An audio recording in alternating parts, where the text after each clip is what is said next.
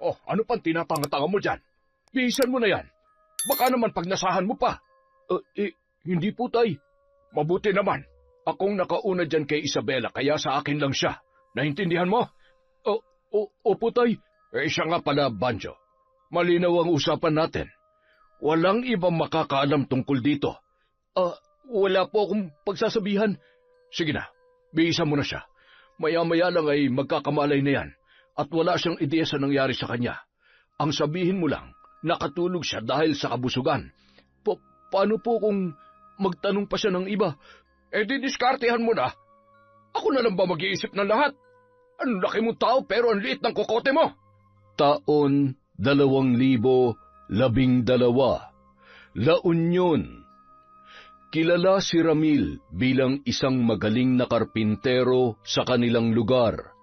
Kaya tuwing may magpapagawa ng bahay o may magpapaayos ay siya ang madalas na kinukuha. Maliit lang ang kanilang sityo kaya halos lahat ng mga taga roon ay kilala niya. Matagal nang ulila sa mga magulang si Ramil dahil magkasunod na namatay ang nanay at tatay niya dala ng malalang sakit. 5 silang magkakapatid at siya ang ikatlo. Ngunit sa kanilang lahat, siya lamang ang hindi nakapangasawa. Masyado kasing pihikan sa babae at mas gusto na lamang niyang magtrabaho ng magtrabaho. Mabait si Ramil. Kahit kailan, hindi siya naging maramot sa kanyang mga kapatid. Malapit siya sa kanilang bunso na si Eddie. Masipag at mabait din yon, pero nagawa pa ring iwan ng asawa. Naiwan ang anak nitong si Isabela na noon ay 15 anyos na. Hindi natanggap ng kanilang bunso ang ginawang pag-iwan ng asawa na umabot sa isang mabigat na desisyon. Natagpuan na lamang nila kinabukasan si Eddie na wala ng buhay, matapos magpatiwakal. Noong nabubuhay pa ang lalaki, palagi yung nagbibiro sa kanya na kapag siya ay nawala sa mundo, si Ramil na lamang daw ang mag-alaga kay Isabela at ituring niya na sariling anak ang pamangkin. Para naman magkaroon siya ng dahilan na magsikap pa sa buhay. Kaya naman, mula ng araw na yon, siya na ang kumupkup sa dalagita. Noong una, nahirapan si Ramil dahil wala naman siyang alam sa pagiging magulang, lalo na at babae pa ang kanyang aalagaan. Kaya naman, naging istrikto siya sa kanyang pamangkin para maprotektahan yon gaya ng kanyang pangako sa bunsong kapatid. Masunurin si Isabela at iginagalang lahat ng mga desisyon ni Ramil, kaya kalaunan hindi na siya nahirapan pa. May pagkamahiyain at mahinhin lamang ang pamangkin niyang yon. Anak na ang turing niya sa dalagita. Ibinuhos niya ang pagmamahal ng isang ama para hindi nito maramdaman ang kawalan ng magulang. Pagtungtong ni Isabela sa kolehiyo, mas lalo niyang hinigpitan ang dalaga. Tuwing pumapasok sa eskwela, ibinibili niya pa sa isa niya pang pamangkin na si Tantan.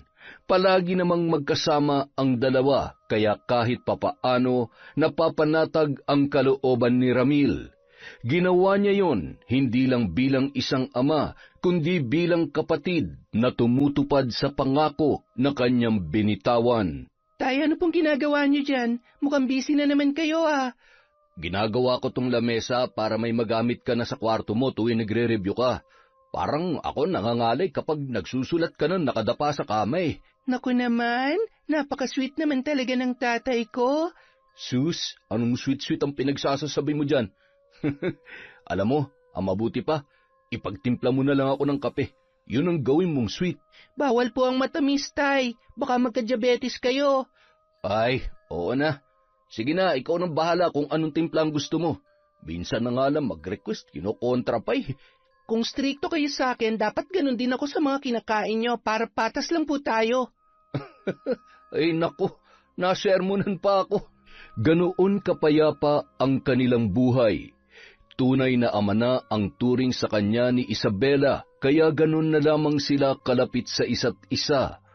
Minsan, nawawala na sa isip niya na magtiyuhin lang talaga sila, na ibibigay naman niya lahat ng pangangailangan ng dalaga sa eskwela at nakapagbibigay pa siya ng sobra.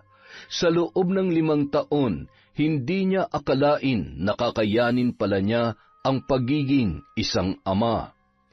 Ngunit minsan, nagkakaroon din sila ni Isabela ng hindi pagkakaunawaan, lalo na kung hindi niya yon pinapayagang lumabas kasama ang mga kaibigan. Marami kasing tambay na madalas nang babastos sa mga kababaihan sa kanilang lugar, kaya ayaw niyang payagang umalis tuwing gabi ang kanyang pamangkin.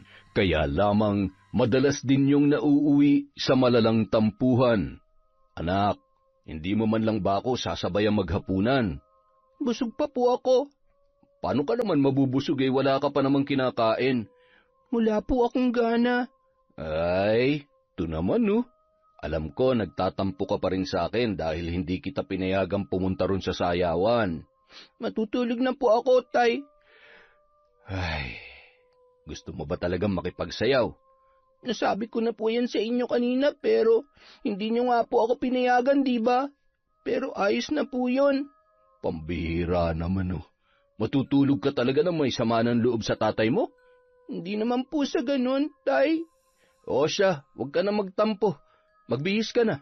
Pero huwag yung masyadong maiksi at halos mahubarang ka na, ha? Talaga po, Tay? Oo nga. Gusto mo ba magbago pang isip ko? Tay naman Biro lang. Sige na. Hihintayin kita sa labas. Sasamahan na lang kita ron nang hindi naman ako mamatay sa pag-aalala sa'yo. Thank you, Tay. The best ka talaga. Sus, the best lang naman ako kapag pinapayagan kita Pero kapag hindi, halos isumpa mo na ako bilang ama mo. Tampo ka lang, Tay, kaya ganyan. Sige na po, tama na drama natin. Magbibihis na ako. Baka mamaya magbago pang isip nyo Sinamahan ni Ramil si Isabela sa sayawan. Hinayaan niyang mag-enjoy ang dalaga pero binantayan niya yon ng mabuti at hindi hinayaang malapitan ng kung sino-sino lang na lalaki. Kahit 20 anyos na ang kanyang itinuturing na anak, ay hindi pa rin yon nararanasan na magkanobyo. May usapan kasi sila na magtatapos muna ng kolehiyo ang dalaga bago makikipagrelasyon at wala naman silang naging problema. Kaya lamang isang araw na puno ng pag-aalala si Ramil nang umuwi si Isabela na inaapoy ng lagnat at puro pantal pa ang buong katawan. Dahil malayo sa ospital ang kanilang bahay, nagpatawag na lamang siya ng kakilalang manggagamot. Kaya lamang wala yun doon ng kanyang puntahan. Hanggang sa inirekomenda sa kanya ng kumpare niya ang isang albularyo. Kaagad niyang pinuntahan ang naturang albularyo. Ibinilin muna niya kay Tantan si Isabela para mapuntahan ang manggagamot na nasa kabilang sityo lamang. Nagpakilala yon bilang si Emong na mas kilala bilang Ka-Emong. Isinama niya ang matanda sa bahay nila para agad na matingnan ang kanyang pamangkin. Kumusta po siya? Medyo bumaba na ang lagnat niya. Ipainom mo na lang itong herbal na ibibigay ko sa iyo. Bukas, mawawala na mga pantal niya sa katawan. Ano po bang nangyari sa kanya? Napaglaruan siya ng duwende kaya siya inapoy ng lagnat. Bantayan mo na lamang na mabuti at ibigay ang mga kailangan niya. Ay, teka, may ibibigay ako para sa pamangkin mo. Kwintas? Oo, palagi mo yang ipasuot sa kanya. Ang amoy ng herbal na nasa loob ng telang yan ang magiging proteksyon niya sa kahit na anong elemento. Panlaban din yan sa mga sakit o karamdaman. Kapag lagi niyang suot ang kwintas na yan, hindi na mauulit pa ang ganitong pangyayari. Nako, maraming salamat po, Ka-Emong. Mabuti na lang po at inirekomenda kayo sa akin ng kumpare ko. Hindi ko kasi alam ang gagawin kapag nagkakasakit si Isabela ng ganyan Napakalayo pa naman ang ospital dito. Basta kapag kailangan niyo ng tulong, alam mo na kung saan ako pupuntahan. Sige po, Ka-Emong. Siya nga po pala. Tanggapin niyo po itong maliit na halagang ibibigay ko. Kahit pambigas niyo lang po. Ay, nako, wag na. Hindi ako tumatanggap ng bayad. Tungkulin ko na pagalingin ang mga may sakit at tulungan ang mga nangangailangan. dahil yun ang bilin sa akin ng Panginoon. Kaya sa iyo na yan, gamitin mo para sa inyo ng pamangkin mo. Walang bayad ang panggagamot ko. Naku, salamat po ulit Ka Emong. Hindi lang po pala kayo magaling na albularyo. Napakabuti niyo rin po pala. Huwag mo na akong masyadong purihin at baka lumaki ang ulo ko niyan. O siya, kailangan ko nang umuwi. Yung bilin ko ha, huwag mong kalilimutan. Siguruhin mong may susuot niya ang kwintas. Mahalaga yan sa kanya. Dahil natutulog pa si Isabela, ipinatong muna ni Ramil ang kwintas sa ibabaw ng kanyang lamesa. Anak, nakita mo ba yung kwintas na nilagay ko sa lamesa mo sa kwarto? Opo, Tay. Kanino po ba yon? Ibinigay yun ng albularyong gumamot sa'yo. Isuot mo raw para may proteksyon ka sa mga masasamang elemento. Naniniwala po ba kayo sa ganon, Tay? Paano po kung simpleng lagnat nan talaga yung nangyari sa akin at hindi po dahil sa masasamang elemento?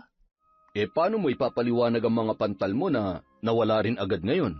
Ewan ko po, pero hindi po talaga ako naniniwala sa albularyong sinasabi niyo eh.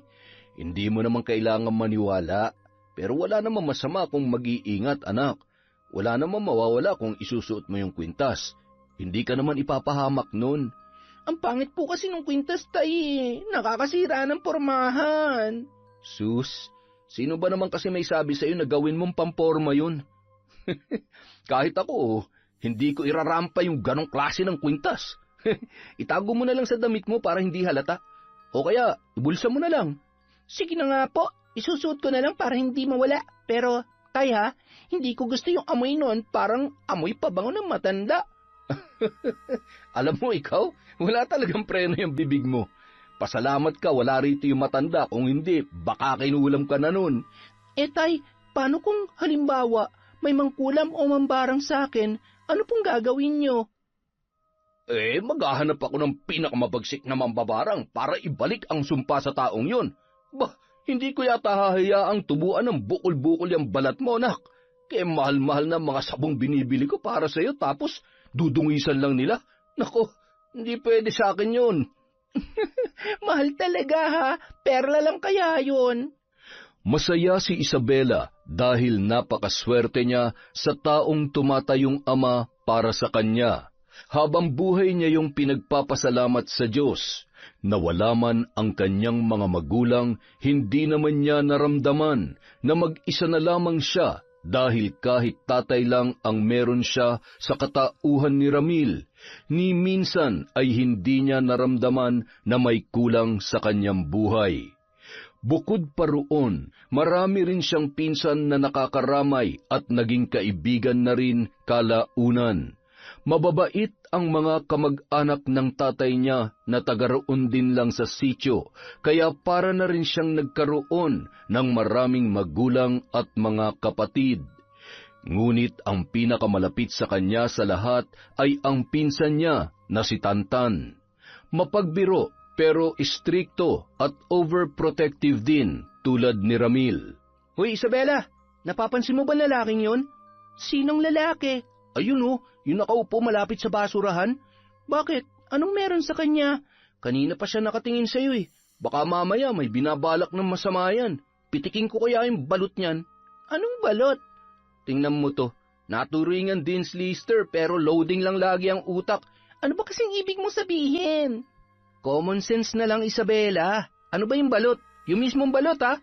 Itlog ng itik. Bastos mo. Sus, late na yung galit mo. Bagal mo magets eh. O siya, tama na yung usapang balot. Balik tayo sa topic. Nakikita mo naman siguro yung pangit na tinuro ko, di ba? Pagmasdan mo para makita mong sa'yo talaga nakatingin. Titig pa lang mukhang hindi nagagawa na mabuti.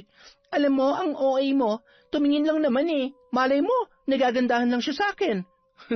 Di wow, patingin nga na mukha, insan. Baka kasi lumalabo ng mata ko kaya hindi ko makita kung nasan yung ganda eh.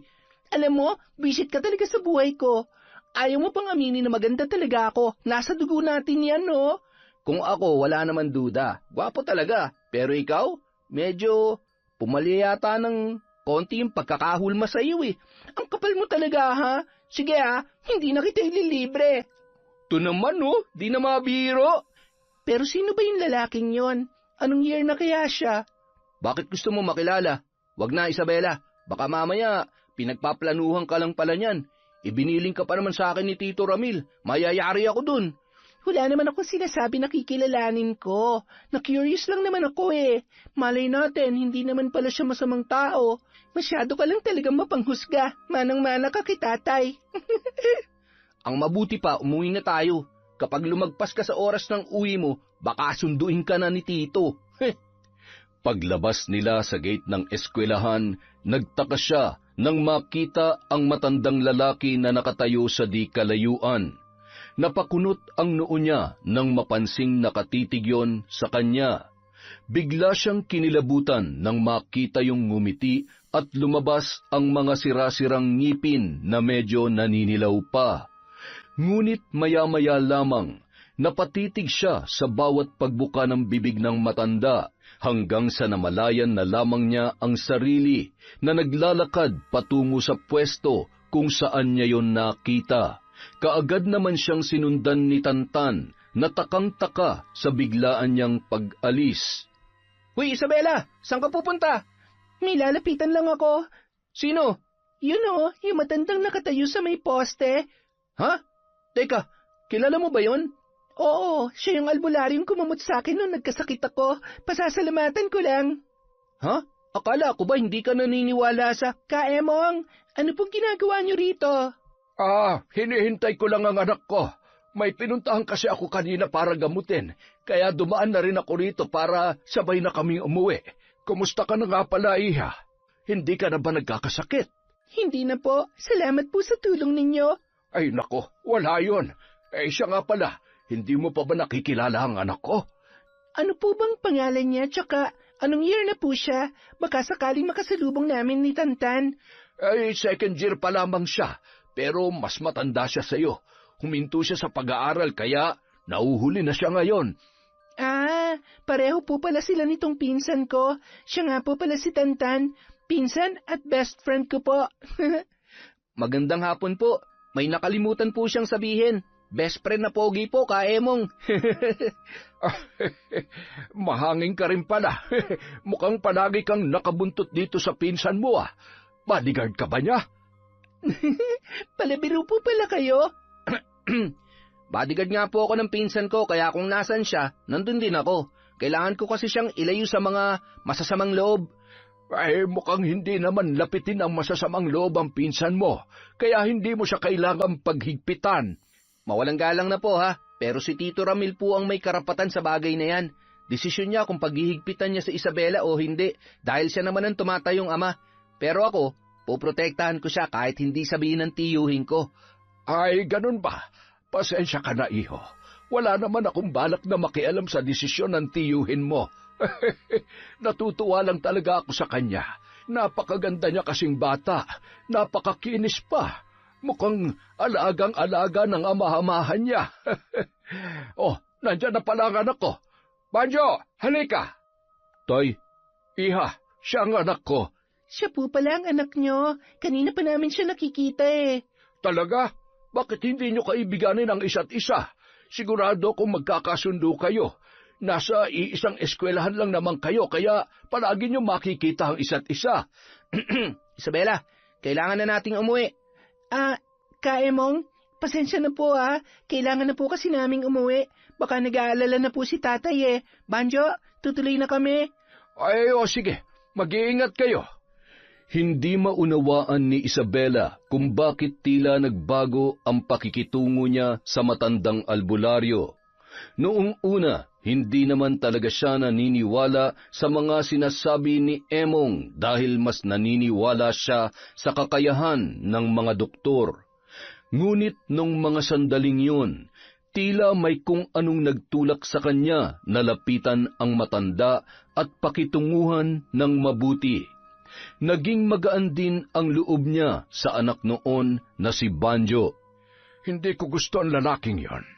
Magiging sagabal siya sa plano natin, Banjo. Mukhang mahirapan tayo sa kanya, tay. Mahigpit magbantay eh. Kaya nga galingan mo. Kaibiganin mo kung kinakailangan para mailayo mo kay Isabela. At kapag nagawa mo na yon, si Isabela naman ang kailangan mong maging kaibigan. Bakit po ba si Isabela pa napili niyo? Isa siyang birhen. Unang tingin ko pa lamang ay nagustuhan ko na agad siya.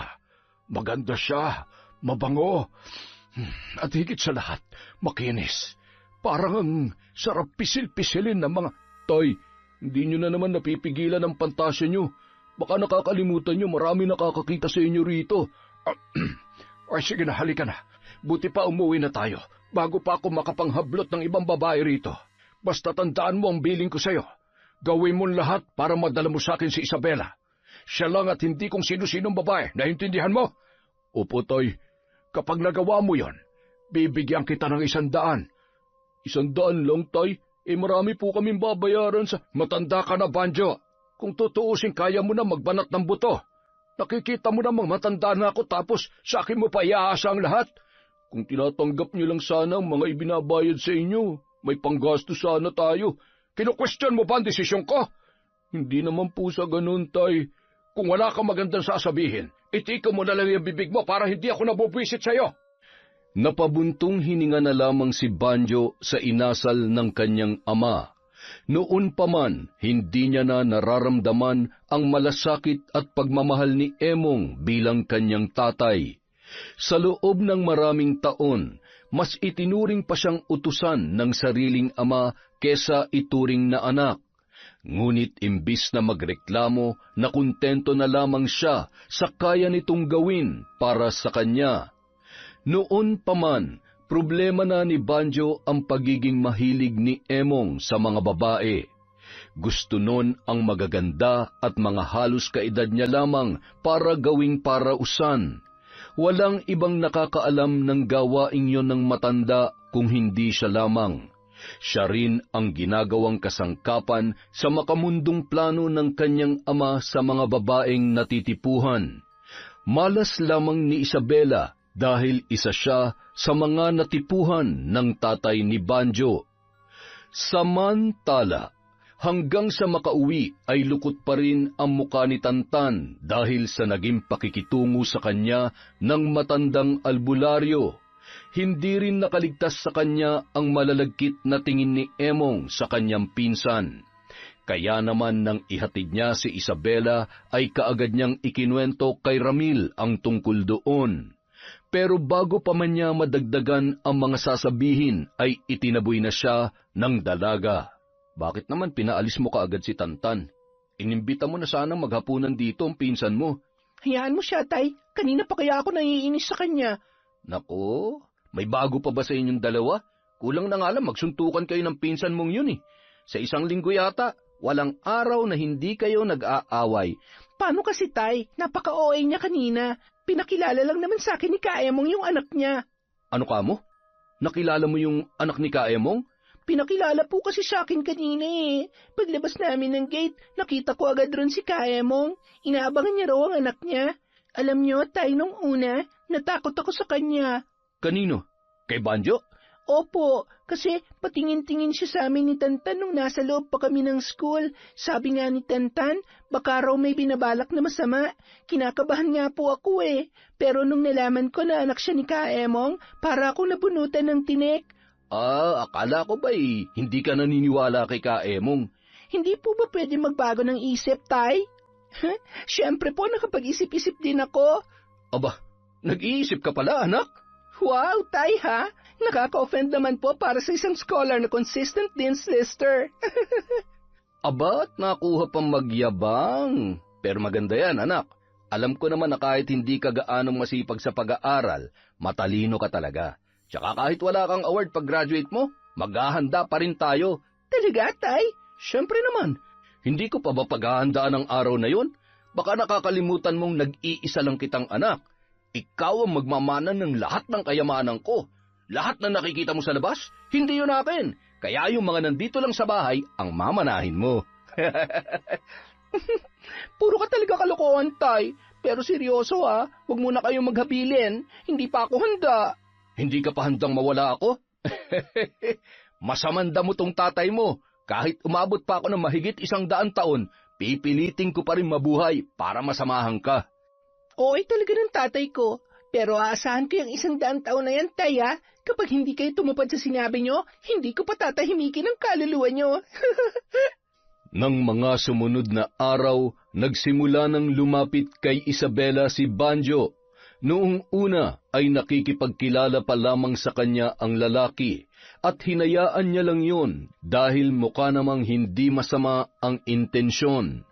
Mahiyain si Banjo at may pagkatorpe pero hindi niya na yon pinagtuunan pa ng pansin dahil hindi naman siya interesado.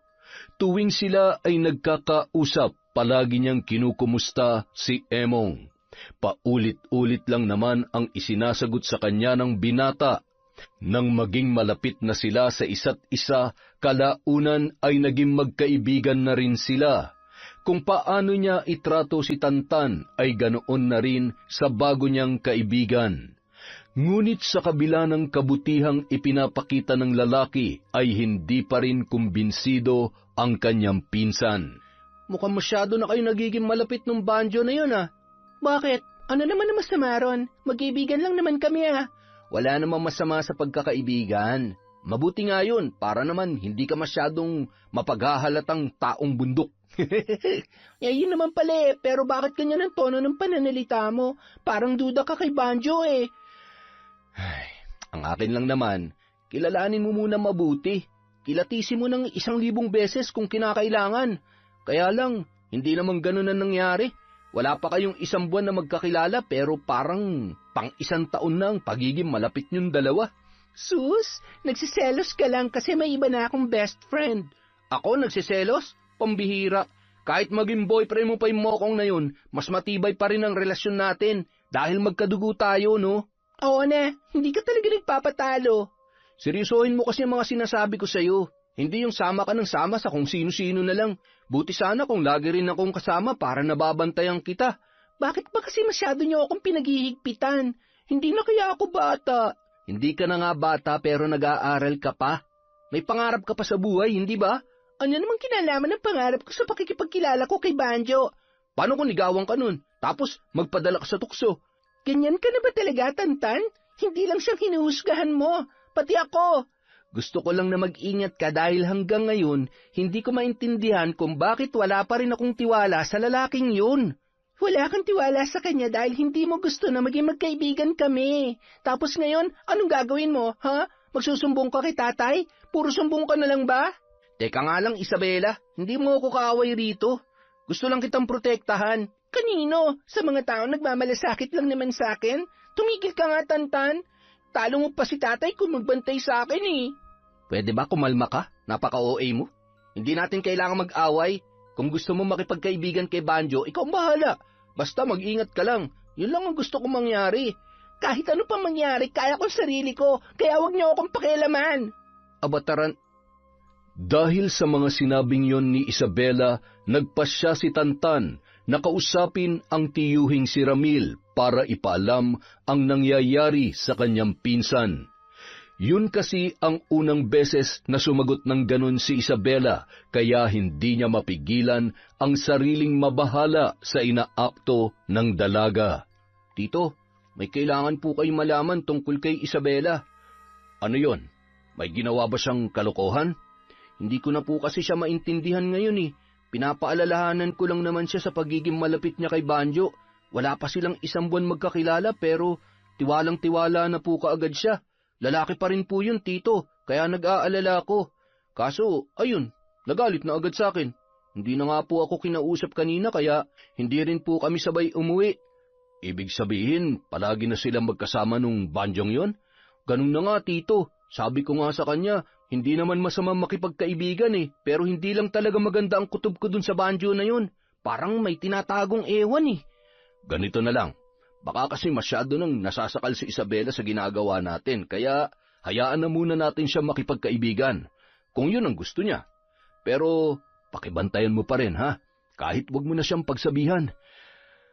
Ay, pasensya ka na, Tantan, kung ikaw pang napagbibilinan ko. Wala kasi akong kilala sa ibang kaibigan niya, tsaka kayong dalawa lang naman ang pinakamalapit sa isa't isa. Wala naman pong problema sa akin yun, Tito. Gusto ko rin po talagang protektahan si Isabela dahil siya ang pinakamalapit na pinsan sa akin. Kulang na nga lang po. Magkapalit na kami ng mukha nun eh. Kaya baka hindi ko kayanin kapag may nangyaring masama sa kanya dahil lang napabayaan ko siya. Ngunit lingid sa kaalaman ng magtiyuhin, kahit anong higpit na pagbabantay ang kanilang gawin, nagagawan ni Isabela ng paraan ang pagtakas para sumama kay Banjo. Tila tuluyan na siyang nadala ng kabutihang ipinapakita sa kanya ng lalaki, kaya lahat ng sinasabi nito ay sinusunod niya. Hanggang sa umabot na ang dalaga sa puntong lumiliban na sa klase para lamang malaya silang makapamasyal ng lalaking yun. Wala siyang kaalam-alam sa nagbabantang panganib sa kanyang buhay dahil sa taong pinili niyang pakisamahan. Isang araw, akala ni Isabela mamamasyal lamang sila ni Banjo kaya lumiban siya sa isang subject na panghapon. Sumakay sila sa tricycle at huminto sa isang kanto. Walang dumaraang sasakyan doon dahil may pagkaliblib ang lugar. Nagtaka siya nang makita ang mga nagtataasang damo sa magkabilang panig ng makitid na kalsada na kanilang lalakaran. Saan ba tayo pupunta, Banjo? Mukhang malayo ang lalakarin natin Sa bahay namin. Gusto ko raw kasi makita ni tatay. Birthday niya ngayon eh. Talaga? Bakit di mo agad sinabi kanina? Nakabili man lang sana ako ng kahit na ano para sa kanya. Ayos lang naman kahit wala kang dala. Ikaw lang naman ang gusto niya. Ha? Ang ibig kong sabihin, natutuwa siya sa'yo. Madalas kasi kitang ikwento sa kanya, kaya ayun, sabi niya, isama raw kita sa birthday niya. Magluluto raw siya ng pansit at biko. Naku, paborito ko pa naman yon. Pwede ba ako mag-take out? Joke lang. Kahit joke pa yan, pwedeng-pwede. Hindi ba nakakahiya sa tatay mo? Bakit ka naman mahihiya, siya nga ang nag-imbita sa'yo? Parang napaka-espesyal ko naman para imbitahan ng tatay mo. Wala ba kayong mga bisita? Wala. Tayong tatlo lang ang magse-celebrate. Bilisan mo na maglakad. Malapit na tayo. Okay, sinabi mo eh. Ilang sandali pa, sumapit na sila sa isang maliit na bahay na napapalibutan ng mga nagtataasang puno. Nag-iisa lamang ang bahay na yun doon at magubat ang paligid. Sa unang tingin, aakalain mong walang nakatira doon. Kinakalawang na ang bubong at mukhang bibigay na rin ang dingding ng bahay. Sa hindi malamang dahilan, tila nakaramdam ng pag-aalinlangan ang dalaga. Banjo, dito ba talaga kayo nakatira? Oo, bakit? Parang nakakatakot naman dito sa inyo. Wala man lang kayong kapitbahay kahit isa. Tapos, tingnan mo yung paligid ng bahay nyo, puro mga puno at mga damo. Baka mamaya bigla na lang may lumabas na ahas dito, ha? O kaya, baka may mga engkanto nang nagmamasid sa atin ngayon. Baka nakakalimutan mong albularyong tatay ko. Engkanto mismo matatakot sa kanya. Kaya halika na, naghihintay si tatay sa loob. Sige. Tay, nandito na po si Isabela. Oh, Isabela, iha. Mabuti naman at nakarating ka. Birthday niyo raw po eh. Naku, tay, ayaw na ayaw pa naman yan sumama kanina. Nag-alangan pa nung makita ang mansyon natin. Natakot yata. Uy, ano ka ba? Bakit mo sinabi yun? Nakakahiya naman sa tatay mo. Happy birthday nga po pala ka, Emong.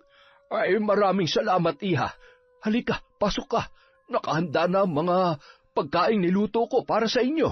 Sa pagpasok sa loob ng bahay, kaagad na natakam si Isabela sa mga pagkaing sumalubong sa kanya.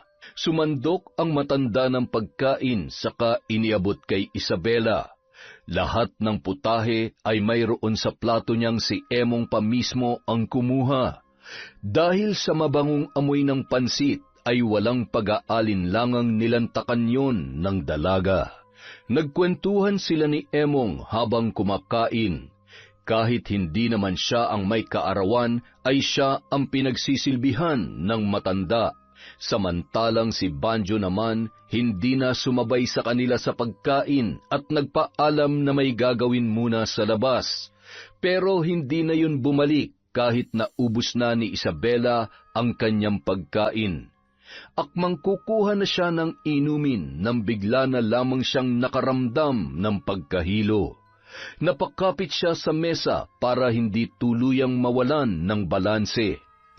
Ilang sandali pa, unti-unti nang lumabo ang kanyang paningin. Ang huling sumagi sa kanyang alaala ay ang pagsalo ng mga braso ni Emong sa kanya bago pa man siya mabuwal sa sahig. Sa wakas, matitikman na rin kita. Napakaganda mo, Isabela. Hindi ako nagkamali ng pagpili sa'yo. Para kang isang anghel sa paningin ko. Hindi na ako makapaghintay. Gigil na tinanggalan ni Emong ng mga saplot ang walang kamalay-malay na dalaga at matagumpay na isinagawa ang makamundong balak. Sa labas ng bahay, sising-sisi naman si Banjo habang nakatanaw sa silid na kinaroroonan ng kanyang ama at ng kaibigang si Isabela. Kahit hindi niya tingnan, batid niya kung ano ang nagaganap doon. Ilang sandali pa, naikuyom na lamang niya ang kanyang mga kamao nang marinig ang nasisiyahang sigaw ng tatay habang pinagsasamantalahan ang dalagang walang kalaban-laban nung mga sandaling yun. Makalipas ang halos isang oras, pawisang lumabas ng bahay si Emong. Sinenyasan ng matanda si Banjo habang binubutones ang pantalon. Hudyat para asikasuhin ang kanilang panauhin. Napasinghap na lamang noon ang binata nang tumambad sa kanya ang walang saplot na katawan ni Isabela at ang marka ng dugo sa sapin sa higaan ng kanyang ama. Nagtagis ang kanyang mga bagang sa galit, ngunit kahit kamuhian pa niya ang kanyang tatay sa nangyari, ay wala pa rin siyang magagawa. Oh, ano pang tinatanga-tanga mo dyan? Bihisan mo na yan. Baka naman pagnasahan mo pa. Hindi po, tay. Mabuti naman. Akong nakauna dyan kay Isabela, kaya sa akin lang siya. Naintindihan mo? Opo, tay. Siya nga pala, Banjo. Malinaw ang usapan natin. Walang ibang makakaalam tungkol dito. Wala po akong pagsasabihan. Sige na, bihisan mo na siya. Maya-maya lang ay magkakamalay na yan at wala siyang ideya sa nangyari sa kanya. Ang sabihin mo lang, nakatulog siya dahil sa kabusugan. Paano po kung magtanong pa siya ng iba? Didiskartehan mo na. Ako na lang ba mag-iisip ng lahat? Ang laki mong tao pero ang liit ng kokote mo. Bagamat takang-taka si Isabela kung bakit siya nakatulog, ay naniwala naman yun sa mga kasinungalingan ni Banjo. Hinatid niya ang kaibigan sa sakayan. Nagdahilan na lamang siya na hindi niya na yon maihahatid pa uwi dahil marami pa siyang kailangang gawin. Pumayag naman agad ang dalaga dahil ayaw na nitong makaabala pa sa kanya. Nang makasakay ng tricycle papunta sa kabilang sitio kung saan sila nakatira, sa kanya lamang naramdaman ang pananakit ng kanyang mga hita. Ano ba nangyari sa akin? Ang sakit ng katawan ko. Para akong pinagbuga. Nahulog sa malalim na pag-iisip ang dalaga nang pilit niyang inaalala kung ano ang nangyari bago pa man siya nakatulog. May kaunting sumasagi sa kanyang memorya at yun ay noong nakaramdam siya ng hilo. Muntik na siyang matumba pero sa pagkakaalala niya mayroong sumalo sa kanya. Ipinilig niya ang ulo nang maramdaman ang pagkirot noon. Nang mga sandaling yon, alalang-alala naman si Ramil nang sumapit na ang 6:00 ng gabi pero hindi pa rin nakakauwi ang kanyang anak. Sanay kasi siya na maagang umuuwi si Isabela dahil yon ang kanilang usapan. Naghintay din siya ng text o tawag ngunit wala pa rin siyang natatanggap. Ilang sandali pa, nakarinig ng mga katok si Ramil at tumambad sa kanya ang nag-aalalang si Tantan. Tito, nandito na po ba si Isabela? Hindi pa rin po kasi siya sumasagot sa mga tawag ko eh. Ha? Kanina ko pa nga siya hinihintay. Akala ko dumaan lang muna sa inyo kaya hindi pa umuuwi. Tito, hindi po kami sabay umuwi. Hinahanap ko nga po siya kanina sa school pero sabi ng kaklase niya, hindi raw pinasukan ni Isabela yung last subject niya. Pambihira. Saan naman kaya pumunta ang batang yon? Tito, may nakapagsabi po sa akin kanina. Nakita raw si Isabela ng kaklase niya na kasama si Banjo. Mukhang magkasama nga po silang nag-cutting class para pumunta sa kung saan. Nag-aalala na nga po ako eh. Dati naman, kapag tayo nag-text o tumawag sa kanya, nagre-reply siya kaagad. Lintik na Banjo yon. Hindi siya magandang impluensya sa anak ko. Yan nga po ang gusto kong sabihin kay Isabela, pero hindi naman po siya nakikinig. Hanggang ngayon, hindi niya pa rin po ako kinakausap kaya hindi ko siya malapitan at masabayan sa pag-uwi. Mukhang nakuha na po talaga ni Banjo ang loob niya. Teka, si Isabela na yata yung paparating. Oh, ay siya nga. Anak, bakit ngayon ka lang umuwi? Saan ka galing? Tay, nakipag-birthdayan lang po ako sa kaklase ko. Hindi mo kaklase si Banjo, anak. Pwede ba sabihin mo nga sa akin ang totoo? Saan ka galing? Tsaka sinong kasama mo? Isabela, nasabi sa akin ng kaklase mo na magkasama kayo ni Banjo kanina. Naniwala ka naman. Hindi porket makita nila kami magkasama, sa kanila na ako galing. Marami akong kaklase, Tantan. At sa buong eskwelahan, hindi lang si Banjo ang kaibigan ko. Huwag ka nga umakto na parang alam mo lahat ng tungkol sa akin. Ay, Tantan, ako nang bahala rito. Sige po, Tito. Anak, ano ba nangyayari sa'yo? Bakit natututo ka ng lumiban sa klase mo? Tay, wala naman po kasi kaming gagawin sa subject na yun, kaya hindi na ako pumasok. Hindi yan ang sabi sa akin ni Tantan kanina. Tantan na naman? Bakit po ba mas naniniwala kayo sa kanya? Ako ang anak niyo rito, Tay. Ako dapat ang tinatanong niyo. Ay, tinanong kita kanina pero iba ang isinagot mo. Talaga bang magsisinungaling ka na sa akin ngayon, anak? Hinayaan na nga kita na makipagkaibigan eh. Sinabihan ko na rin si Tantan na huwag ka nang pagsabihan dahil baka nasasakal ka na sa pagprotekta namin sa'yo.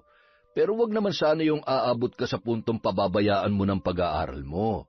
Alam mo kung paano ko iginagapang ang pag-aaral mo, anak, dahil gusto kong magkaroon ka ng magandang kinabukasan. Ginagawa ko naman po ang lahat, Tay. Pero masyado na po ako nasasakal sa paghihigpit niyo sa akin. Hindi ko man lang maranasang lumabas kasama mga kaibigan ko. Palagi na lang akong school bahay. Ngayon ko palang po unti-unting nararanasan ang normal na buhay ng mga kaedad ko.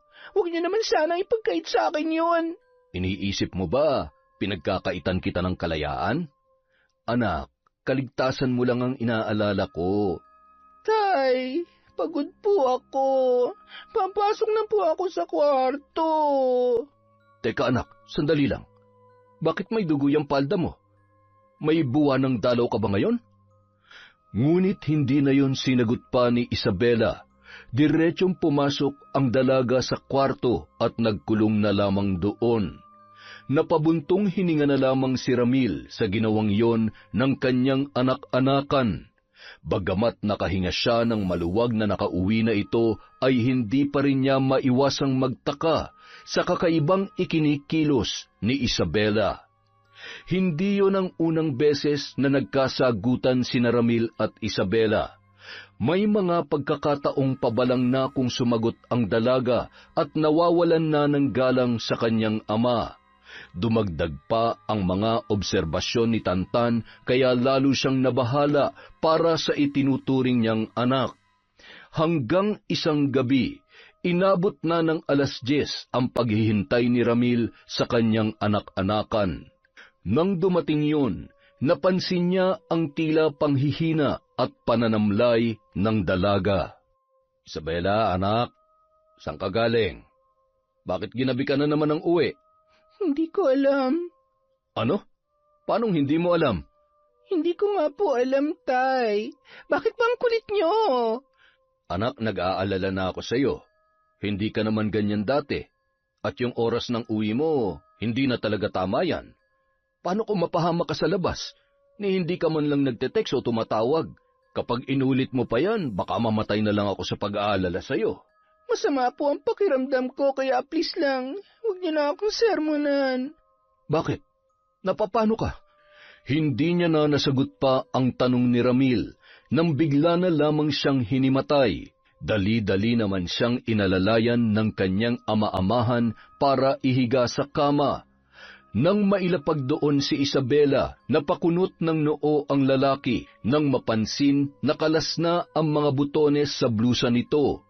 Hindi rin nakaligtas sa kanyang paningin ang maliliit na pasang nakita sa mga hita ng dalaga na bahagyang lumantad nang tumaas ang suot nitong palda.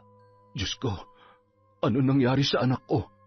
Dahil sa labis na pag-aalala, nagpasya si Ramil na kausapin muna si Tantan para alamin kung sino-sino ang madalas na nakakasama ni Isabela. Nagulat siya nang sabihin nitong tanging si Banjo lamang ang nakakasalamuha ng dalaga. Doon nagsimula ang hindi magandang kutob ng lalaki. Nang magkamalay si Isabela, hinang-hina pa rin yun at inaapoy ng lagnat. Dahil sa labis na pag-aalala ay nagpasya na siyang dalhin sa doktor ang dalaga para makasiguro. Niresetahan naman ng gamot ang kanyang pamangkin at siniguro niyang maiinom lahat ng yon sa tamang oras. Gaya ng madalas niyang ginagawa, inalagaan niya yon at hindi hinayaang mas lumala pa ang karamdaman. Hindi na rin muna niya binanggit ang mga hindi nila pagkakaunawaan para hindi na madagdagan pa ang sama ng loob noon sa kanya. Habang binabantayan ni Ramil ang dalaga, napansin niya ang kwintas na suot nito na bigay pa ni Emong. Dala ng kuryosidad, hinubad niya yun sa dalaga at matamang pinagmasdan ang telang nagsisilbing palawit noon. Bakit parang kakaibang amoy nito? Amoy bulaklak. Teka, pangontra ba talaga to? Kung totoong pangontra tong kwintas, bakit nagkasakit pa rin si Isabela? Mukhang niloloko lang kami na matandang yun ah. Dala ng pagtataka, hindi niya na muna yun ipinasuot sa dalaga. Kung totoo mang pangontra ang ibinigay ni Emong sa kanyang pamangkin, malalaman niya yun kapag dumating na ang kapatid na si Lucio na naninirahan sa Capiz. Matapos manggaling sa ospital, tumawag sa kanya ang kuya niya para sabihing balak nitong magbakasyon sa kanila kahit 1 buwan lang, kasama ang asawa noon na si Romina. Binata pa lamang sila, mahilig ng mangolekta ng mga halamang gamot si Lucio, hanggang sa unti-unting natuto sa panggagamot. Marahil impluwensya yon ng napangasawa nito na isang albularyo na marunong din sa kulam at barang. Saka na lamang niya patitingnan ang kwintas na yun kapag nakaharap niya na ang kanyang kapatid. Samantala, nang bumuti ang pakiramdam ni Isabela, nakabalik na rin siya sa mga klaseng hindi niya napasukan ng ilang araw. Batid niya na pinag-uusapan na siya ng kanyang mga kaklase dahil sa madalas niyang pagsama kay Banjo, ngunit ang hindi niya maintindihan ay kung bakit niya nga ba yun ginagawa. May mga pagkakataong naiisip niya na hindi siya dapat sumasama sa lalaking yun, pero tila nagkukusa ang kanyang katawan na magpatangay na lamang sa anumang sabihin ng binata. Gaya nung hapon na maaga silang nakauwi dahil may sakit ang kanilang instruktor para sa huling subject. Paglabas niya ng classroom ay naghihintay na kaagad sa kanya si Banjo. Isabela, ano, tara uli? Saan? Sa bahay namin. Hinahanap ka ni tatay. Ha? Bakit naman ako hahanapin ng tatay mo? Teka, bakit parang takang-taka ka pa? Di ba lagi naman tayong pumupunta sa bahay? Oo nga, pero kailangan bang lagi akong pumunta sa inyo? Sorry, pero hindi ako pwede ngayon eh. Alanganin ng oras, magagalit na naman si tatay sa akin. Pero sabi mo, gusto mo na maging malaya sa kanya, di ba? Ha? Alam mo, hindi ko alam kung ano yung mga pinagsasasabi mo. Diyan ka na nga. Gulong-gulo noon si Banjo sa naging pakikitungo sa kanya ni Isabela. Ilang araw lang silang hindi nagkita ay tila nagbago na ang kanyang kaibigan. Ngunit sa kabila ng hindi pagsama ng dalaga ay lihim niya yung ikinatuwa. Ipinatatawag na naman kasi yon ng kanyang tatay dahil sa pangangailangan nito. Labag sa kalooban ni Banjo ang ginagawa ng sarili niyang ama, lalo na't alam niya kung gaano kabuti si Isabela at ang ama ng kanyang kaibigan. Pero kung hindi naman niya susundin ang utos ng kanyang tatay, makakaranas na naman siya ng matinding pagpapahirap. Malayo pa sa bahay si Banjo, ngunit ramdam niya na ang pangangatog ng kanyang mga tuhod habang naglalakad. Nang ilang hakbang na lamang ang layo niya sa bahay, natanaw na niya si Emong na sabik na nag-aabang sa may pintuan. Ngunit nang makita ng matanda na nag-iisa lamang siyang dumating, kaagad na nalukot ang mukha nito. Oh, bakit hindi mo kasama si Isabela? Nasaan siya? Ayaw pong sumama, tay. Paano kayo sumama? Hindi ko po alam, tay. Nagtataka nga siya kung bakit niyo siya hinahanap eh. Eh di sana pinilit mo. Ayaw niyang magpapilit, tay. Magagalit daw ang tatay niya. Imposible. Alam mo, ikaw, nagsisinungaling ka lang eh. Siguro may gusto ka sa babaeng yun, oh. Kaya inilalayo mo siya sa akin. Hindi po yan totoo, tay. Kung gusto niyo, kayo pa mismo ang kumausap sa kanya. Teka nga, suot pa ba niya yung kwintas? Aling kwintas, tay? Bobo, tinatanong mo pa? Yung kwintas na ibinigay ko sa kanya nung ginamot ko siya. Wala naman po ako nakitang kwintas na suot-suot niya kanina, tay. Nalintikan na, kaya naman pala eh. Teka, ibigay mo to sa kanya bukas. Sabihin mo isuot niya ang kwintas para magkaroon siya ng proteksyon. Kapag hindi niya tinanggap, gawan mo ng paraan na mapunta sa kanya ang kwintas at siguruhin mong maaamoy niya nakalagay sa pulang tela. Naintindihan mo? Dahil sa kanyang narinig, muling nagngit-ngit ang kalooban ni Banjo. Ayaw niya nang gawin yon dahil mapapahamak na naman ang kanyang kaibigan. Ngunit mas nanaig sa kanya ang takot sa maaaring gawin ni Mang Emong. Noong huling beses kasi na sumuway siya sa kanyang ama, buong maghapon siyang ibiniting patiwarik, habang pinagagapangan ng mga higad ang kanyang katawan. Napabuntong hininga na lamang si Banjo habang pinagmamasdan ang kwintas na kailangan niyang maipasuot kay Isabela. Kinabukasan, sinadya niyang abangan ang dalaga sa gate ng eskwelahan. Alam kasi niya na maagang pumapasok si Isabela, kaya sinamantala niya ang pagkakataong yun para gawin ang iniuutos ng kanyang ama. Kinuha niya ang kwintas mula sa dalang bag, ngunit nang makita niyang kasama ng kaibigan niya si Tantan, ay muli na namang nabahag ang kanyang buntot. Isabela, pwede ba tayo mag-usap? Tungkol saan ba? Importante ba yan? Nagmamadali kasi kami eh. Ano na naman bang kailangan mo, Banjo? Gusto ko lang naman makausap si Isabela. Parang iniiwasan niya na kasi ako eh. Ay, bobo. Malamang, iiwasan ka na talaga ng pinsan ko. Napapahamak na siya ng dahil sa iyo eh. Nagkasakit na nga eh. Pero nagpakita ka ba nung may sakit siya? Hindi naman, di ba? Kaya buti pa, huwag ka nang makalapit-lapit pa kay Isabela, kundi may kalalagyan ka sa akin. Tantan, huwag ka na makipag-away dyan. Halika na. Magsisimula na yung klase ko. Dahil bigong maibigay ang kwintas kay Isabela, nagdalawang isip nang umuwi si Banjo sa takot na maparusahan muli ng kanyang ama. Ngunit dahil wala naman siyang mapagpipilian, napilitan na lamang siyang umuwi para sabihin ang totoo. Nang makarating sa bahay, hindi nga siya nagkamali ng iniisip. Nang gabing yun, iginapos siya ni Emong sa isang may kalakihang puno at sinabihang mananatili siya roon sa loob ng 2 araw. Walang pagkain, walang inumin. Kinabukasan, nagtaka naman si Tantan nang hindi na silayan sa eskwelahan ang makulit na kaibigan ni Isabela. Himala hindi nagpakita yung manliligaw mong makulit. Anong manliligaw? Magkaibigan lang kami ni Banjo. Tsaka hindi pa kami ganun ka-close para magpaligaw ako sa kanya. Wow! Ikaw ba talaga yan? Bakit parang gulat na gulat ka sa mga sinasabi ko nitong nakaraan? Naninibago lang kasi ako sa iyo eh. Nung nakaraan lang, grabe kung ipagtanggol mo si Banjo. Sinabihan mo pa si Tito na gusto mong makatikim ng kalayaan. Sinabi ko yun? Oo, bakit? Di mo ba naaalala? Huwag mong sabihin nagka-demensya ka na. Uy, wala akong maalala na sinabi ko yan kay tatay ha. Tsaka, ano ka ba? Ang kapal naman ng mukha mo para pagsalitaan siya ng ganon. Hindi mo talaga naaalala? Ang alin ba? Hindi nga. Paano? Teka. Naguguluhan na talaga ako. Nitong nakaraan, bigla ka na lang umiwas kay Banjo. Parang bumalik ka sa dati. Tapos ngayon, sinasabi mo na hindi mo maalala na may nasabi kang masasakit na salita kay Tito Ramil? Gulong-gulo na talaga ako sa'yo, bayaw!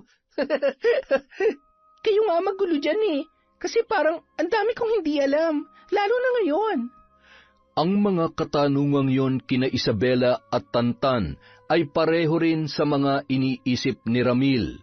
Kaya naman nang dumating ang kapatid na si Lucio ay kaagad niyang itinanong ang tungkol sa kwintas.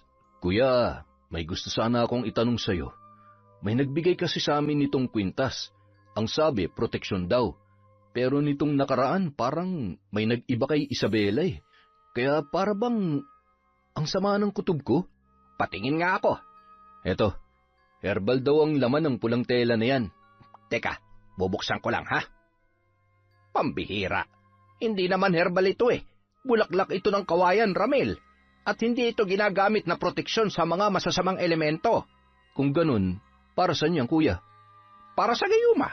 Kung sino man na nagbigay ng kwintas na ito, iisa lang ang hangarin niya, ang makuha ang babaeng pagbibigyan niya ng kwintas. Ano? Totoo ba yan, kuya? Oo. Bakit naman kita lolokohin? Pambihira ka naman, oo. Totoo ang sinasabi ko. Kung ganun, ginagayuman ng emong na yun si Isabela? Posible, Ramil. Hanggat suot niya ang kwintas na yan, kayang-kaya siyang kontrolin ng taong gumagayuma sa kanya. Teka, ano bang napapansin mo sa kanya nitong mga nakaraang araw? Yun na nga ang naging problema namin, kuya. Napadalas kasi ang pagsagot-sagot niya at lagi niyang dinidepensahan yung kaibigan niyang Banjo ang pangalan. Eh, sino naman si Banjo? Anak yun ng albularyo. Ipinakilala raw sa kanya. Delikado ang anak mo, Ramil. Mukhang ginagamit lamang ang Banjo na yon para madaling makalapit sa anak mo ang sinasabi mong albularyo. Abay, hindi maganda ang kutob ko rito. Teka, anong oras na ba? Bakit wala pa si Isabela? Nagsimula ng kabahan si Ramil nang hindi na naman nakauwi sa tamang oras ang kanyang anak-anakan. Sinubukan niyang tawagan ng dalaga, ngunit napagtanto niyang hindi pala yun nagdala ng cellphone. Ilang sandali pa, humahangos na dumating si Tantan. Tito! Tito! Oh, Tantan, ano nangyari? Bakit may pasayang mukha mo? Napaaway po ako, Tito. Si Banjo po ang gumawa nito sa akin. Si Isabela po, kailangan niyo po siyang puntahan. Bakit? Ano nangyari sa anak ko? Nasaan siya? Kasama po ni Kaemong. Anak nang, sinasabi ko na nga ba eh. May masama talagang ginagawa ang hayop na yun sa anak ko. Tito, tara na po. Kailangan na natin silang puntahan. Baka kung ano nang ginagawa sa kanya ng matandang yon. Nagmamadaling pumunta sa kabilang sityo sina Ramil at Tantan sa pagbabaka sakaling maililigtas pa si Isabela. Ngunit pagdating doon, naabutan nila ang dalagang halos mapunit na ang suot na uniforme. Nakahigayon sa katre habang nakatitig sa kawalan, nawari na manhid na lamang sa pinagdaanan. Hinanap ni Ramil si Emong. Hinalughog nila ang buong bahay, ngunit mukhang tumakas na ang matanda, kasama ang anak nitong si Banjo. Sa galit niya ay nasuntok na lamang niya ang mesa roon dahil sa sinapit ng pinakaiingatan niyang anak-anakan. Sa itsura pa lamang, kumpirmado ng ginahasa ng matandang albularyo si Isabela. Bukod pa roon, mukhang sinaktan pa noon ang dalaga para sa pilitang maisagawa ang masamang balak. Hindi nakaligtas sa kanyang paningin ang mga pasa sa braso at mga galos na marahil ay tinamo ng dalaga dahil sa panlalaban sa matanda. Halos maiyak si Ramil sa galit at hindi matingnan ang kanyang anak-anakan dahil sa nangyari. Nang makauwi sa bahay, doon niya na tuluyang ibinuhos ang galit na nararamdaman. Halos magwala na siya habang iniisip ang pinagdaanan ni Isabela sa mga kamay ng albularyong si Emong. Ramil, walang mangyayari kung magpapadala ka lamang sa galit. Sigurado ko nagtatago ng hayop na yon, kuya. Alam niyang matutuntun natin siya kaya umalis siya sa bahay na yon. Tarantadong yon. Binaboy niyang anak ko. Hayop! Kapag nakita ko matandang yon, ako mismong papatay sa kanya. Naiintindihan ko ang galit na nararamdaman mo ngayon. Kung akong nasa katayuan mo, baka mas malala pa dyan ang reaksyon ko sa nangyari. Pero sa ngayon, kapag nagpadala ka sa galit, ikaw ang talo. At mas lalo magdiriwang ang emong na tinutukoy mo. Kailangan niya managot sa ginawa niya. Dapat siya mabulok sa kulungan. Pero hindi yung mangyayari kung nagtatago pa rin siya ngayon at hindi natin alam kung saan na siya nagpunta. Kailangan niyo ba ng tulong? Kaya kong palabasin sa pinagtataguan niya ang albularyong tinutukoy ninyo. Talaga? Paano? Kapag pinahirapan ko siya, siya na mismong gagawa ng paraan para hanapin ako. At magagamit yung pagkakataong yon para siya yulihin. Paano mo gagawin yun, Romina? Sa pamamagitan ng isang mabagsik na sumpa, babarangin ko ang matandang yon. Ipaparanas ko sa kanya ang pinakamasakit na mararanasan niya sa tanang buhay niya. Kapag nangyari yun, siya mismong gagawa ng paraan para matuntun ako at hihingi siya ng tawad sa kanyang nagawa sa inyo. Kahit lumuhod pa siya sa harapan ko at lumuha ng dugo, hindi ko siya mapapatawad. Dinala ni Ramil sa ospital si Isabela at doon niya nakumpirmang ginahasa nga ang kanyang anak-anakan. Ayon sa doktor, hindi yun ang unang beses na may nangyari sa dalaga. Dahil doon, inireport niya yon sa pulisya para mas mapadali ang paghahanap kina Emong at Banjo. Hindi yun naging madali sa kanila dahil wala ni isang kaanak si Emong sa lugar na yun. Mukhang dayo lang daw ang mag-ama kaya mahirap yun matuntun. Napakahayop na matandang yun. Hindi na siya naawa sa anak ko. Wala siyang kalaban-laban, kuya. Mananagot siya, Ramil. Sisiguruhin natin yon. Kasalanan ko to eh. Kung hindi sana ako nagtiwala sa matandang yun, hindi sana mapapahamak si Isabela. Ako nagpahamak sa kanya, kuya. Wala kang kasalanan sa nangyari. Hindi ito ang tamang oras para sisihin mo ang sarili mo. Ginawa mo naman ang lahat para protektahan siya, hindi ba? Ngayon, magagawa mo namang ipaghiganti ang nangyari sa kanya kung titibayan mo lamang ang loob mo. Kuya, gawin niyo lahat na makakaya niyo para pagdusahan ng hayop na yun ang ginawa niya kay Isabela. Dahil sa matinding trauma, ilang araw nang hindi nakakausap ni Ramil ang dalaga.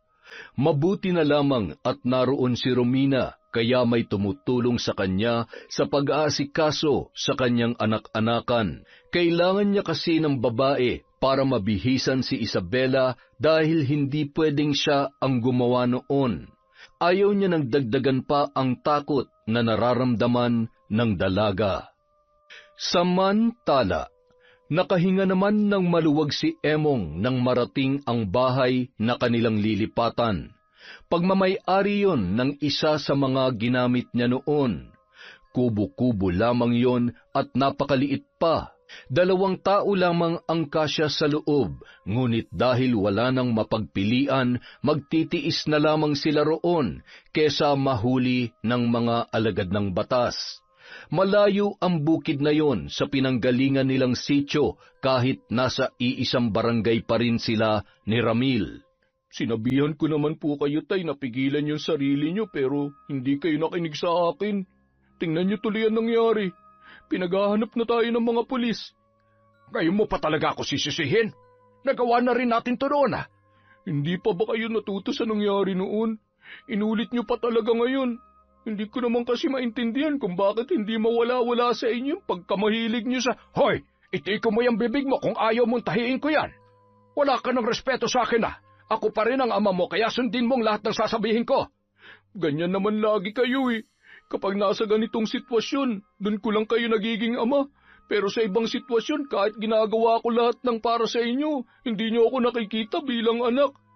Pwede ba tigil-tigilan mo nga yung kadramahan mo? Ang mabuti pa, magluto ka na ng kakainin natin. Gutom na ako. Nagngingit-ngit man ang kalooban. Sinunod pa rin ni Banjo ang utos sa kanya ng kanyang ama. Wala na rin naman siyang ibang kakampi ng mga sandaling yon dahil wala na siyang kaibigan at wala rin siyang kamag-anak na malalapitan. Ngunit kahit nagtatago na sila ay paulit-ulit pa rin siyang inuusig ng kanyang konsensya dahil sa ginawa ng kanyang ama kay Isabela. Nag-uusap lang sila noon ni Isabela, ngunit biglang dumating ang tatay niya sa labas ng eskwelahan at sapilitang isinama ang kanyang kaibigan. Pinigilan sila ni Tantan kaya napalaban muna siya bago sila nakaalis. Tuliro na siya noon at hindi na niya alam kung ano ang gagawin, kaya sinunod na lamang niya ang sinasabi ni Emong sa kanya. Dahil sa nangyari, nauwi na naman silang mag-ama sa pagtatago sa alagad ng batas. Kung nagawang magtago ni na Emong at Banjo, hindi naman nagbago ang desisyon ni Ramil na makipagtulungan sa panganay na kapatid at sa asawa nitong si Romina para sa planong pahirapan ang sadistang albularyo. Ngunit bago pa man ang lahat, sinabihan na siya ng kanyang kapatid na doon na muna patuloyin si Isabela sa bahay ni Tantan para hindi malaman ng dalaga ang kanilang ginagawa. Pagsapit ng 6:00 ng gabi, sinimulan na ni Romina ang ritual. Nasaksihan ni Ramil kung paano pinakawalan ng hipag niya ang mga insektong laman ng isang garapon. Sabay-sabay na pumunta ang mga yon sa iginuhit na imahe ng isang lalaki habang patuloy sa pag-usal ng mga banyagang salita. Wala mang naiintindihan sa mga naririnig ay alam niyang hindi biro ang ginagawa ng kanyang mga kasama. Nang matapos ang ritual, kaagad siyang kinausap ng kanyang Kuya Lucio. Magsisimula na ang pagpapahirap sa kanya ngayong gabi. Sa loob lamang ng 3 araw, si Emong na mismo magdadala sa sarili niya rito, kaya kailangan mong ihanda ang sarili mo.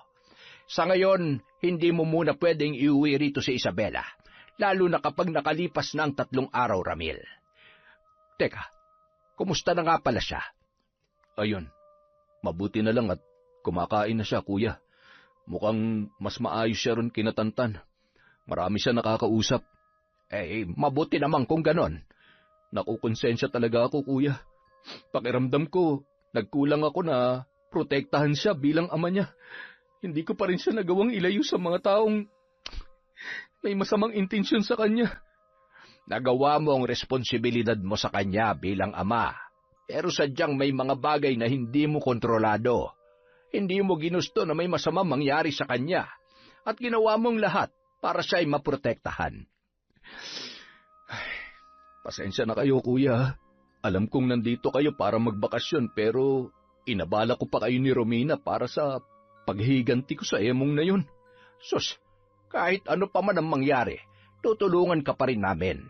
Pamangkin ko rin si Isabela, at ito na ang pagkakataon para makabawi naman ako sa bunso nating kapatid. Kinagabihan, nagising na lamang si Emong dahil sa matinding pananakit ng tiyan. Halos mamilipit ang matanda sa kanyang nararamdaman. Nang angatin niya ang kanyang damit, nanlaki ang kanyang mga mata nang makita ang pag-alon ng tiyan na tila may kung anong gumagalaw sa loob. Tatayo na sana siya nang maramdaman niya ang pamamanhid ng magkabila niyang binti. Punyeta! Ano ba ito nangyayari sa akin? Banjo! Banjo, gumising ka nga dyan! Bakit, tay? Yung mga binti ko, hindi ko maigalaw. Nang sulyapan ni Banjo ang kanyang mga binti, ay muntik na siyang mapasigaw nang makita ang tila paggalaw ng maliliit na bagay roon na animoy nagtatago sa ilalim ng kanyang balat. Tay, ano nangyayari sa binti niyo? Bakit may gumagalaw? Hindi ko alam. Aray, ang sakit ng tiyan ko.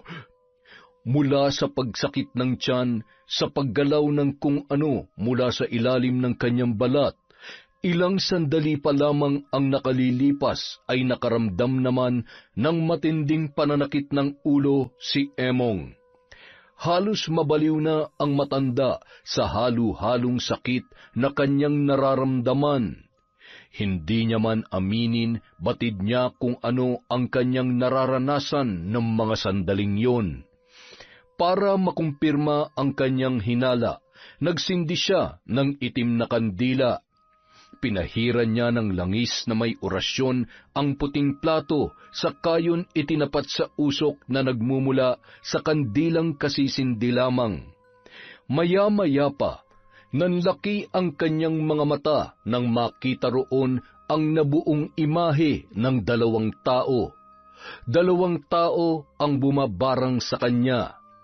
Dahil sa kalagayan, hindi magawang tulungan ni Emong ang kanyang sarili. Hindi siya pinatulog ng sakit na kanyang nararamdaman. Magdamag niyang tiniis ang pagkirot ng kanyang ulo at ang pakiramdam na tila pinupunit ang kanyang laman.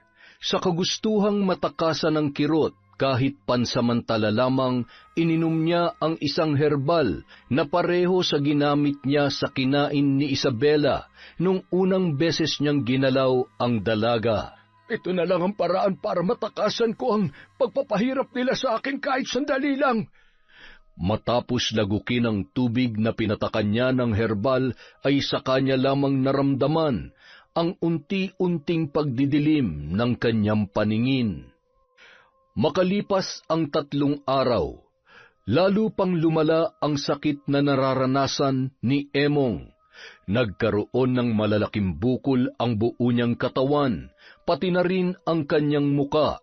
Tuwing pumuputok ang mga bukol na yon ay naglalabasan ang maliliit na uod mula doon. Ngunit ang pinaka nagpahirap sa kanya ay ang pananakit ng maselang parte ng kanyang katawan. At nang tingnan niya yon, napasigaw siya nang makitang namamaga at halos mabulok na. Naglabasan na rin ang maliliit na uod sa pagitan ng kanyang mga hita na naging dahilan para hilingin na lamang niya ang kanyang kamatayan. Kinagabihan, ginising ni Emong ang anak na si Banjo nang hindi na matiis ang hirap na kanyang pinagdaraanan. Banjo! Banjo, gising! Tay, bakit? May sumasakit na naman ba sa inyo? Hindi ko na kaya. Hirap na ako sa kalagayan ko. Ano po bang pwede kong gawin, Tay? Kung gusto nyo, maghahanap ako ng albularyong titingin sa inyo. Hindi. Maghanap ka ng masasakyan tricycle ngayon din. Oh, saan po tayo pupunta? Sa taong gumagawa nito sa akin. Po? Alam nyo kung sino may kagagawan yan sa inyo? Baka nakakalimutan mong isa rin akong albularyo. Aray ko! Kung ganoon, wala po bang paraan para pagalingin yung sarili nyo? Masyadong malakas ang kapangyarihan ng mambabarang na gumagawa nito sa akin. Kapag nilabanan ko yon, maaari kong ikamatay. Dahil sa mga narinig, sinunod na lamang ni Emong ang mga sinabi ng kanyang ama.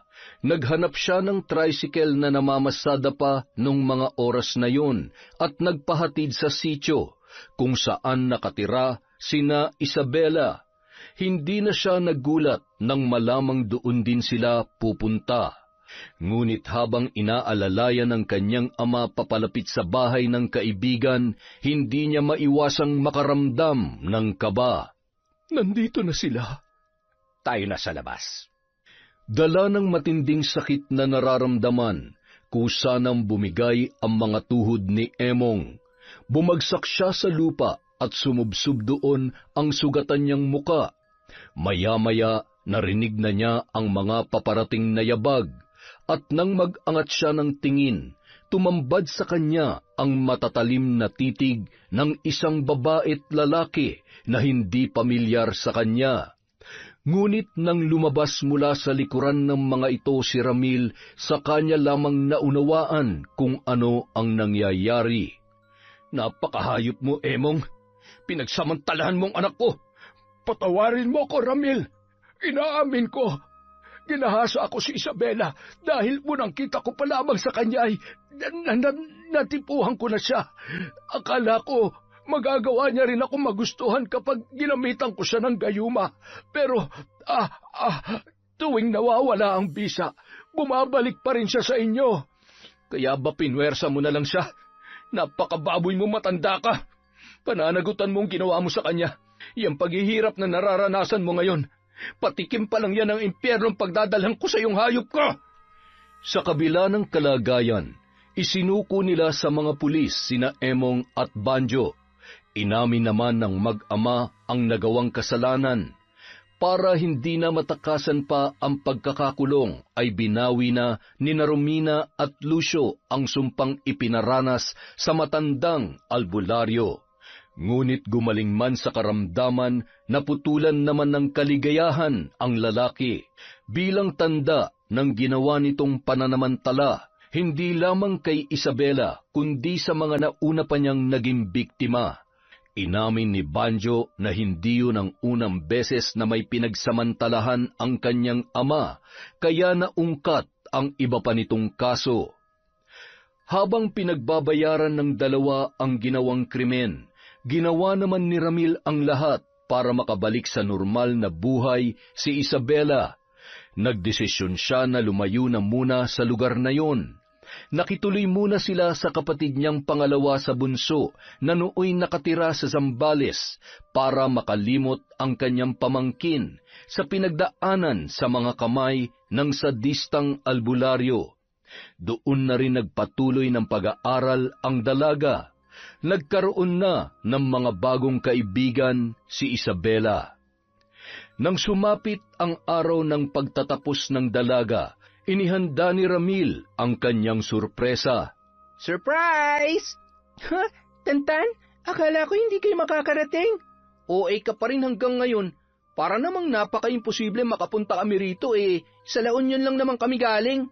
Oo na, pasalamat ka na miss kitang loko ka. May hinanda kami ni Tito Ramil para sa'yo. Tsaka bumili na rin ako ng cake. Wala pa kasi akong may regalo sa'yo ngayon Basta isipin mo na lang, may gwapo kang pinsan. Tama yan, tawanan mo yung sarili mong joke para naman hindi gaanong nakakahiya. O tama na yung bardagulan yung magpinsan. Kumain na tayo para matikman na ni Isabela ang paborito niyang handa. Lakas ko naman sa'yo, Tay. Aba, syempre, prinsesa kaya kita. Salamat po, Tay, ha. Hindi lang po sa mga handa, kundi sa lahat-lahat ng ginawa niyo para sa akin. Hindi ko po makakalimutan ng mga sakripisyo niyo para mapabuti ako. Kaya ngayong nakatapos na ako ng kolehiyo, maghahanap ako ng maayos na trabaho para ako naman po ang mag-aalaga sa inyo. Anak, alam kong gustong-gusto mo nang makatulong sa akin. Pero gusto ko ring ipaalam sa'yo na hindi mo kailangang i-pressure cooker ang sarili mo. Gawin mo lang kung anong kaya mo at unahin mo muna ang sarili mo para ma-enjoy mo naman ang buhay. Nabugbog na yung utak mo sa kakaaral Ako, ayos lang. Kaya ko pa magtrabaho, tsaka hindi mo naman ako responsibilidad. Ako may responsibilidad sa'yo.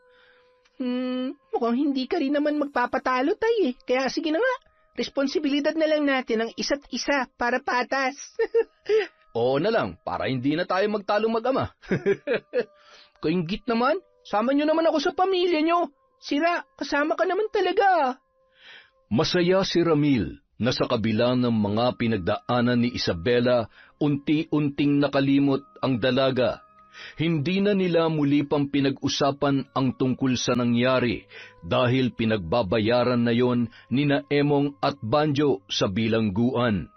Nagpatuloy ang pagsuporta niya sa itinuturing na anak kahit nagkaroon na rin yon ng trabaho at kumikita na ng sariling pera. Hindi nagtagal, may ipinakilala ng nobyo sa kanya si Isabela, ngunit sa pagkakataong yon, ibinigay na niya ang buong tiwala sa dalaga. Hindi na siya nakialam pa at tinanggap na lamang ang lalaking napupusuan nito. Makalipas ang 3 taon, nagpasya ng magpakasal si Isabela at ang kanyang nobyo. Kusa namang ibinigay ni Ramil ang kanyang basbas. Ngunit kahit matatanda na at kaya ng magdesisyon para sa sariling buhay, hindi pa rin niya iniwanan ang kanyang anak-anakan. Siniguro niyang naroon pa rin siya sa bawat ganap sa buhay ni Isabela. Dahil kahit bali-baliktarin man ang mundo o kahit ilang bagyo pa ang dumating, hindi pa rin siya mapapagod maging ama para sa kanyang anak. Yon! Ang ganda naman nun na naman. Dahil dyan, meron ulit tayong shout-out. Simulan po natin kay Noemi Garcia Pabunan. Hi po kay Maricris de la Cruz, kay Ja Aquino, kay Beautify from Qatar. Hello po kay Doris Estander. Hi kay Ami Yong, kay Mary Ann Pesino. Hello po kay Kuya Koy, kay Lola Natividad Andres. Hi kay Marites at Benson Sumanting from Rome, Italy. Hello po kay Crisangen Tayon. Hi kay Irene de Guzman Briones sa mga mananahi ng RGW Garment. Hello din po kay Rosa Villa Vlogs from Carmen, North Cotabato. Hi kay Bebon Azucena. Hi kay Jairal J. Zapanta. Hello kay Alma Sembrano. Shout out po kay Deza Fran ng Samnil Bake Shop at sa Team Repacker from Emily Paran. Hi po kay Rowena Kaikong. Shout out sa mga taga-Masbate from Joy Ancahas. Hi kay Norsen TV from Saudi Arabia. Hi po kay Diana Henova. Kay Charlene Gumansing. Shout out kay Myla Dumalag. Sa Non at Buwag family from WWNF. Hi po kay Lucita Reyes. Shout out kay Beato Perlas from Santa Cruz, Marinduque. Hi kay Maria Procora B. Cortado. Hi kay Dwayne Johan, kay Dwayne Joseph at Antonio Orpeza from Dores Estander. Hi kay Willie Galvez. Hi rin po kay Genevieve Virtusio. Shout out kay Noel Donato. Hi kay Mardy Suzuki. Hello po kay Amelie Manalang. Prayers po para sa apo ni Ma'am Maura. TVJ Rosie Hedorio. Jamie Alario from Singapore. Hi kay Kurt Mina. Kay Cherry Mukbang AMSR. Hi po kay Juliet Sabeliano. Hi Saragas at Sumandal family from Noylin. Hello po kay Ami Viray. Mix Salcedo from Glendale. Kay Jeneline Jacobe. Kay Teresa Nunez from Joe Nanaman. Hi kay Marilyn Ramos. Kay Isay Diaz. Cabral family from Estela de Silva. Hi po sa mag-asawang sina Jonah Baque at Jomar Lonzaga. Hello po kay Dimple Dimple. Shout out kay Joan Makiling from Connie Cacalda. Hi kay RV Tiong, kay Eugene Pineda, Mirasol Masuher, Rowena Saladino Lim. Hello po kay Lira Luna ulit. Hi kay Jerlyn Batal, Jenaline Rodrigo, Kalampag Vlog. Mabuhay po kayo. Happy Father's Day kina Randy, Jeng, JL at Louie from Corazon, Cacalda. Hi kay Amelia Namani from Israel, kay Janine and Bricks from Malolos, Bulacan. Hello po kay Elvira Ramos, Analu Barlita, Shagala Mary, kay Jovi Somoza, Michelle Cedron. Hi po kay Miss Maura. Shout out kay Christy Gaitan, kay Lady Dam, Jennifer Sacris. Hi kay Lynette Reparado, at isang kay Fernan TV. Domeng Rojas. Hi po kay My Honey, Rachel Ignacio, Michelle from Saudi Riyadh, Gonzaga and Coronica family from Romelin Gonzaga. Hello po kay Gemaline Orongan from Misamis Oriental. Hi kay Andy Pasoke, kay Irene Canlas, Basea family ng San Dionisio Rojas, Palawan. Hello po kay Lenny Batayola, Alma Naong, Renalyn Dumayas Relyama. Hello po kay Alfreda Alona. Hello po kay Miss Kiwi Official. Shout out kay Joel Marasigan, kay Kel Rodis. Hello kay Vince, Marlon, Federizo at Flordeliza Esorio from Tanay Rizal. Hello po sa Filipino Medtech sa Princess Margaret Hospital, Bahamas from Christiane Moncada. Hi kay Connie Luz from Hong Kong. Hello po kay Lenang Sagara, kay Mariam Mangulamas. Hi kay Fernan TV, kay Angelina Ignacio. Hi po sa Grefaldia at Imperial family. Hello po kay Elizabeth Dungka. Shout out kay Henry M. Bailon, kay Sara Marco, Rena Shane at Razel. Hello po kay Eunice 2025. Hi kay Grace Kiambao, kay Maria Rosalie Galendez, kay Beth Mercado. Hi po kay Maricel Delfin, kay Kiarsa, Arceli Briones, Posugak Family, Oswald Andre Orogan from Sang-O. Hello po kay Jober Pangilayan. Hi kay Venus Ravas, Marilyn Ichon, Via Zone La Hardware sa Purok 4, Mahada Kalamba from Judith Fajardo. Hi kay Jane Bautista, Ramil Fariolin, Catherine Fantinalgo, kay Merlin Lagada of Camiguin. Hi kay Manny Maniego, Lilian Ortiz, Lent TV2, hello po, kay Rosalina Bogayong, kay Linda Lumage, at syempre kay Mabel. Maraming salamat po sa walang sawang pagsuporta sa Kwentong Enteng.